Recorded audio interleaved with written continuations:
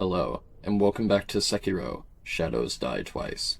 We now cross the wide-open expanse, just past Genzaimon's resting place.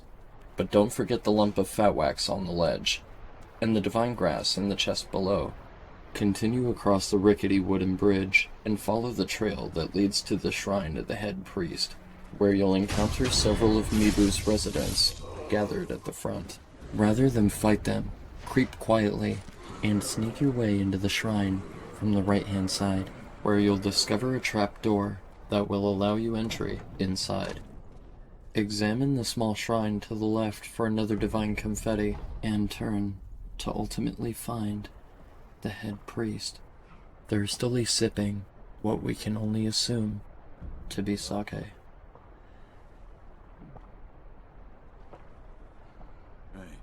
what are you doing? It feels... Oh, that's good. It's melting inside, but it's not enough. Keep pouring. Pour until it brims. Come forth, my people. Come forth and drink. Drink! Indulge yourselves in the sweet nectar. Come forth as citizens of the palace, one and all.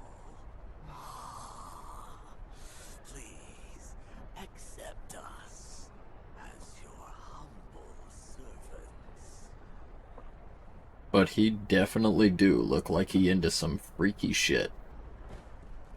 Head outside via the broken wall and cross the river to find a light coin purse. Then turn and grapple to the upper floor of the shrine for an incredibly well-hidden prayer bead. Leave the attic and curve a hard left to the opposite side of the shrine for another adamantite scrap. Then head back towards the grapple point to gain access to the roof of the shrine to find a heavy coin purse.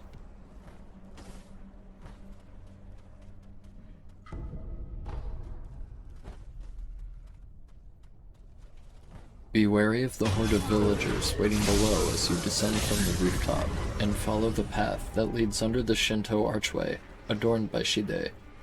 Take this time to prepare yourself with your preferred combat arsenal. Step forward, embrace yourself for the corrupted monk, a towering corrupted priestess wielding a naginata. With a multitude of attacks, ranging from sweeps to thrusts, she can be quite the formidable threat. This is more of a posture fight, so focus on reading her animations, anticipate her attacks, and primarily focus on nailing your deflex.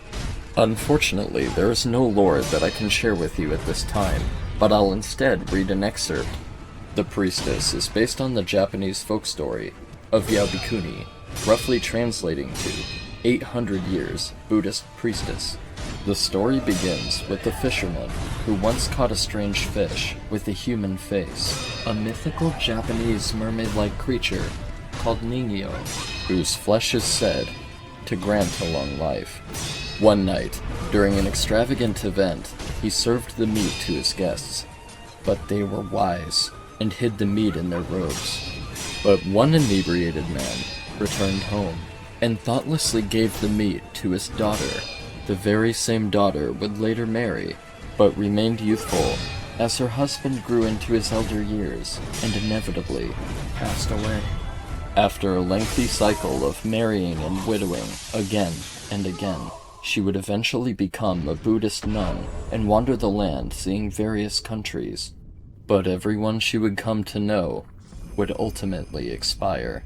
She came to abhor her immortality, and her so-called life was filled with suffering and a cruel emptiness. She eventually passed away at the age of 800, despite her immortality, from having simply lost the will to live. The story is known by many as a cautionary tale for those who fear death and wish for eternal life.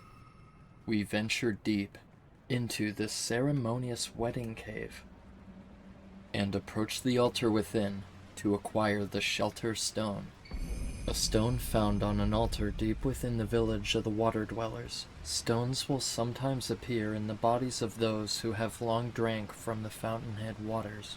Step into the marital shrine and offer the fragrant, auspicious stone.